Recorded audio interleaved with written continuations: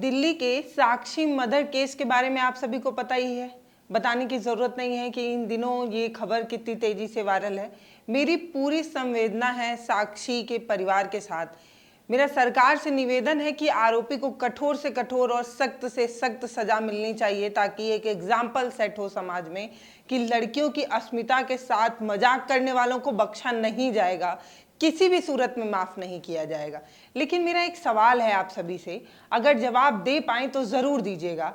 Comment section खुला है, मुझे बताइए कि हम रेप जैसी घटना सुनने के बाद, देखने के बाद रेप और रेप में फ़र्क कैसे कर लेते हैं। रेप करने वाला कौन था, कैसा था, उसने किस तरीके से रेप किया, वो कितना घिनौना था, इसका हिसाब किताब लगाते हैं, तब हमारी संवेदना कहीं जाकर जगती है, तब हमें बुरा लगता है। कई बार ऐसा होता है कि रेप जैसी खबरों को सुनकर हम स्क्रॉल करके आगे बढ़ जाते हैं। कहना आपसे इतना है ना कि ये एक बहुत घिनौना कृत है। इसमें हम सभी को ये बात समझनी होगी कि ये सबसे बड़ा पाप है, इससे बड़ा और कोई पाप नहीं हो सकता कि किसी लड़की की अस्मिता के साथ खिलवाड़ हो और हम और आप उसमें संवेदना छोड़कर अपना एक एंगल ढूंढने की कोशिश करें। कभी किसी रेप पीड़िता से मिलकर देखिएगा, उसकी पूरी जिंदगी बदल जाती है। पूरा संसार एक रात के बाद, एक दिन के बाद, एक क्षण के बाद पूरा बदल जाता है। और हम करते हैं रेप और रेप के बीच में फ़र्क। हम ऐसा कैसे कर लेते हैं, मुझे यही नहीं समझ में आता। और हम ऐसा क्यों कर रहे हैं, मुझे ये नहीं समझ में आ रहा। मैं सच में समझ नहीं पा रही हूँ कि आप रेप और रेप में फ़र्क कैसे कर पा रहे हैं। आप रेप को सिर्फ रेप क्यों नहीं समझ पा रहे हैं, इसमें जाति, धर्म, संप्रदाय का एंगल क्यों ढूंढ रहे हैं। बिना कोई एंगल ढूंढने के आपकी संवेदना नहीं जग सकती। आप इस बात को सीरियस नहीं ले सकते कि रेप एक सबसे बड़ा पाप है और इससे बड़ा दूसरा और कोई पाप हो ही नहीं सकता। दोस्तों, अगर हम रेप और रेप के बीच में फर्क करना नहीं छोड़ेंगे ना, तब तक हम और आप लड़की की अस्मिता के साथ ऐसे ही मजाक होने देंगे। आज मैं आपको एक ऐसे बाप की कहानी बताने आई हूं जिसकी बेटी की अस्मिता के साथ खिलवाड़ होता है, और खिलवाड़ करने वालों को सजा दिलाने के लिए ये पिता दर दर भटकता है और आखिर में सिस्टम से हार मानकर खुद ही फांसी लगा लेता है।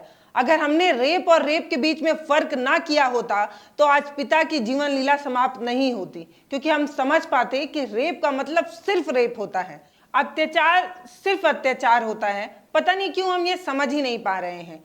अगर हम इस चीज को आसानी से समझ लेते तो एक पिता आज इस दुनिया को छोड़कर नहीं चला जाता, वो हमारे बीच में होता। लेकिन सोचने की बात है कि वो अकेला लड़ रहा था इस पूरे सिस्टम से और फर्क तो किसी को पड़ ही नहीं रहा था। ये पिता दुनिया को इसलिए छोड़कर चला गया क्योंकि इसकी बात कोई सुन नहीं रहा था, सजा मिल ही नहीं रही थी, किसी को फर्क ही नहीं पड़ रहा था। इसलिए इस पिता को अपनी इस दुनिया को छोड़कर जाना पड़ा, अपने परिवार को छोड़कर जाना पड़ा। अच्छा ये बताइए, क्या आपको इस खबर के बारे में पता है? आपको इस मामले के बारे में कहीं भी चर्चा होते दिखा है? कोई टीवी शो दिखा हो, कोई प्राइम टाइम शो में डिस्कस करते दिखा हो, कोई चीखता पुकारता दिखा हो? कहीं दिखा क्या आपको? नहीं दिखा। मुझे समझ में नहीं आ रहा ऐसा क्यों हुआ। एक लड़की जिसकी अस्मिता के साथ खिलवाड़ हुआ, उसका पिता जो दर दर भटकता रहा, उसको न्याय नहीं मिला, आखिर में वो मर जाता है। इसके बाद भी किसी टीवी चैनल पर कोई बातचीत नहीं। क्यों? क्योंकि इसमें आपको वो वाला मसाला नहीं मिल पाया जो मसाला आप ढूंढ रहे हैं। देखिए, मैं हिंदू मुस्लिम करना नहीं चाहती हूँ, मैं किसी जाति संप्रदाय पर बात बिल्कुल नहीं करना चाहती, लेकिन मैं ये बार बार जब सुनती हूँ कि हमें हिंदू राष्ट्र बनाना है, हमें हिंदू राष्ट्र चाहिए, तो मैं आपसे पूछना तो ज़रूर चाहूँगी ना कि क्या आपके हिंदू राष्ट्र में एक बेटी की अस्मिता से खिलवाड़ करने वाले अपराधियों के बीच में भी जाति, धर्म, मजहब देखा जाएगा? क्या ये देखा जाएगा कि अपराधी कौन है, किस जाति, किस धर्म, किस मजहब से आता है? ये देखा जाएगा क्या? लड़की की अस्मिता का सिर्फ इतना ही वैल्यू रह जाएगा क्या हिंदू राष्ट्र में? क्या हिंदू राष्ट्र में एक पिता अपनी बेटी की अस्मिता के साथ खिलवाड़ करने वालों को सजा दिलाने के लिए आत्महत्या करेगा क्या? पेड़ पर लटक जाएगा क्या? पंखे पर टंग जाएगा क्या? क्या यही है हिंदू राष्ट्र? अगर यही हिंदू राष्ट्र है तो आप सोचिए कि हिंदू राष्ट्र में हिंदू परिवार के हिंदू पिता को अपनी बेटी की अस्मिता की लाज बचाने के लिए पेड़ पर टंग जाना पड़ा। क्यों? क्योंकि सिस्टम सुनने को तैयार ही नहीं था। सोमवार यानी 5 जून को करीब 9 बजे जौलौन में बेबस पिता सुसाइड कर लेते हैं। क्यों? क्योंकि पुलिस कार्रवाई नहीं कर रही होती है और गांव में बदनामी से परेशान होकर पिता घर में कमरे में पंखे से लटक कर जान दे देते हैं। इस घटना के बाद गांव की महिलाओं ने इंस्पेक्टर को भगाना शुरू कर दिया, क्योंकि उनका कहना था कि पुलिस लापरवाही कर रही थी। पुलिस ने अगर ठीक तरीके से काम किया होता तो ये सब हुआ ही नहीं होता। मौके पर पहुंचे कोतवाली के इंस्पेक्टर नरेंद्र कुमार गौतम को गांव की महिलाओं ने भगा दिया। भगाते वक्त वो यही कह रही थी कि अगर आपने ठीक से काम किया होता तो जान नहीं गई होती। गांव वालों का कहना है कि इंस्पेक्टर पर हत्या का मुकदमा दर्ज होना चाहिए और उसको सस्पेंड तक किया जाना चाहिए। सोचिए, प्रशासन का काम यही होता है कि वो जनता के हित के लिए हमेशा तत्पर रहे। गांव वाले आरोप लगा रहे हैं कि माता पिता बेटी को इंसाफ दिलाने के लिए 5 दिन से थाने का चक्कर काट रहे थे, लेकिन पुलिस वाले मामले में कोई सुनवाई करने को तैयार ही नहीं थे। आरोपी युवक गांव में सभी को पीड़ित परिवार के बारे में ये बता रहा था कि 50,000 रुपए देकर समझौता कर चुके हैं। इसी बात से तो ज्यादा परेशान थे पिताजी, इसीलिए उन्हें ये कदम उठाना पड़ा। पीड़िता की मां का बताना है कि वह और उसके पति पंजाब में पानी बताशे का ठेला लगाते हैं। घर की देखरेख के लिए उसे अपनी 17 साल की बेटी को अपने गांव के घर में छोड़ना पड़ा। जब वो 30 मई को घर वापस आए तो बेटी ने पूरी घटना बताई और बताया कि कैसे उसके साथ यौन हिंसा हुआ है। मां ने बताया कि बेटी के लिए हम लोग 31 मई से दौड़ रहे हैं। पहले कोतवाली में शिकायत की, वहां पर कोई बात नहीं बनी, कोई बात नहीं सुना, तो फिर हम 2 जून को जन सुनवाई में एसपी जी के पास गए थे। उनको पूरा मामला बताया था, लेकिन वहां पर भी किसी तरीके की कोई सुनवाई नहीं की गई, कार्रवाई की कोई बात नहीं की गई। हम लोग फिर से लौट आए, कोतवाली आए, वहां से हमें भगा दिया गया। इस तरीके की बात परिवार वाले बता रहे हैं। ये सोचने की बात है। उन्होंने बताया कि 4 जून को एसपी के आदेश पर हमें कोतवाली बुलाया गया था। वहां पर हमें उल्टा सुल्टा बोलकर भगाया गया, धमकाया गया। इंस्पेक्टर नरेंद्र कुमार गौतम ने मेरी बेटी पर गलत बयान देने का दबाव बनाया, उन लड़कों का नाम ना लेने को कहा। सोचिए, पहले तो कार्रवाई नहीं होती और इस तरीके की बात कहते हैं, ऐसा आरोप लगा रहे हैं। बेटी को मेडिकल तक कराने के लिए नहीं भेजा जा रहा था, इस तरीके की बात कही जा रही है। हम लोग ने इसका जब विरोध किया तो मेरे पति पर केस दर्ज करने की धमकी दी गई। कई मशक्कतों के बाद रविवार रात को किसी तरह पुलिस ने जब केस दर्ज कर दिया तो आरोपी गांव में हमें बदनाम करने लगे, हम लोगों को पैसा देने की बात कहने लगे, जिससे मेरे पति बहुत ज्यादा परेशान थे और बहुत ज्यादा दुखी भी। पीड़िता यानी वो नाबालिग बच्ची जो 17 साल की है, उसने बताया कि लक्ष्मी और देवेंद्र मुझे 28 मार्च को अपने घर के एक बर्थडे पार्टी में ले जाते हैं और वहां पर एक सुनसान जगह पर ले जाते हैं, जहां एक गोलू नाम का लड़का होता है, वो वहां पहले से बैठा होता है और मुझे गोलू के पास भेज देते हैं। वो मुझे कोई नशीली दवा खिलाता है और मेरे साथ रेप करता है। इस तरीके की बात वो बच्ची बता रही है कि उसके साथ किस तरीके का घिनौना काम किया गया। सोचिए, बच्ची जीवित है, वो खुद बयान दे रही है, लेकिन फिर भी प्रशासन सुनने को तैयार नहीं।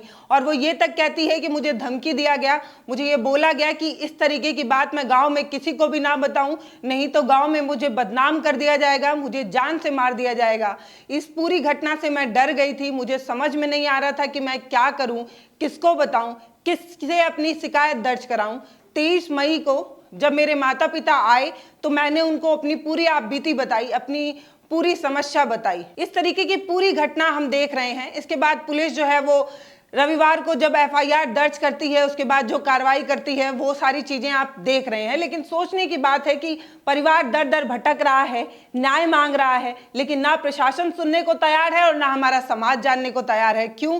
क्योंकि हम रेप जैसी घटना में भी हमें मसाला चाहिए, हमें चटपटापन चाहिए, हमें उसमें भी रोमांच चाहिए। जब तक हमें उसमें कोई रोमांच ना मिले तब तक हमारी संवेदना कहाँ भड़कती है। हमें देखना है कि लड़की को किस तरीके से रेप किया गया, उसमें कितना भयावहपन है, तब हम कहीं जाकर संवेदनशील होंगे।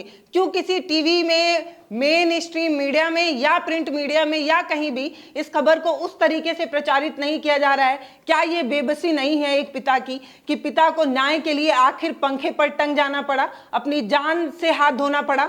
पुलिस का कहना है कि जो मुख्य आरोपी गोलू है वो पहले से ही किसी और आरोप में जेल में बंद है। जिलौन के एसपी ईरज राजा ने बताया है कि एक व्यक्ति ने शिकायत की थी, उसकी बेटी नाबालिग थी, उसके साथ रेप हुआ था।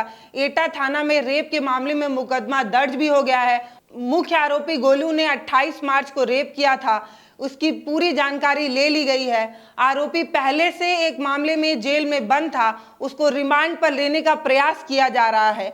और दूसरे आरोपी जो देवेंद्र और उसकी पत्नी है, उनको गिरफ्तार कर लिया गया है। इस मामला में पीड़िता के पिता ने जो आत्महत्या की है उसकी भी जांच की जा रही है। जो भी दोषी होगा उसके खिलाफ कठोर कार्रवाई की जाएगी, किसी को छोड़ा नहीं जाएगा। सोचने की बात है, जान जाने के बाद किसी को छोड़ा नहीं जाएगा। इंस्पेक्टर नरेंद्र कुमार गौतम ने बताया है कि हम लोगों ने भी शिकायत सुनी थी, मामले में जांच के बाद केस भी दर्ज किया था। शिकायत सुनी थी और केस दर्ज करने के बीच में इतने दिनों का गैप होता है। वहीं घंटों विरोध के बाद शव को उठाया गया और अंतिम संस्कार कर दिया गया। लेकिन यहां तक कि कहना है एएसपी असीम चौधरी का कि जो भी लापरवाही हुई है वो सामने आया है। दोषियों के खिलाफ कठोर कार्रवाई की जाएगी। आपको सांत्वना दी जा रही है, बात को समझिए। मामला आपको पता ही है कि फांसी लगाने वाला युवक गांव में नहीं रहता था, पंजाब में फुल्की बेचने का काम करता था। उसकी बेटी गांव में दादा दादी के साथ रहती थी, दोनों बुजुर्ग थे।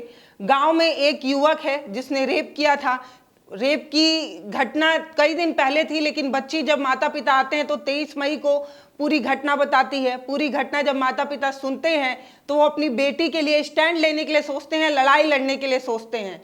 लड़की के साथ 8 मार्च को रेप होता है। नमस्ते, मैं हूं पल्लवी, आप देख रहे हैं भारत एक नई सोच। और ये सोचिए और समझिए कि रेप जैसी घटना में अगर हम मिर्च मसाला चटपटापन ढूंढने लगेंगे तो कल अगर किसी और के साथ कुछ ऐसा होगा तब हमें कैसा लगेगा अगर ये ऐसी कोई घटना हमारे परिवार में किसी और लड़की के साथ हो तो। धन्यवाद।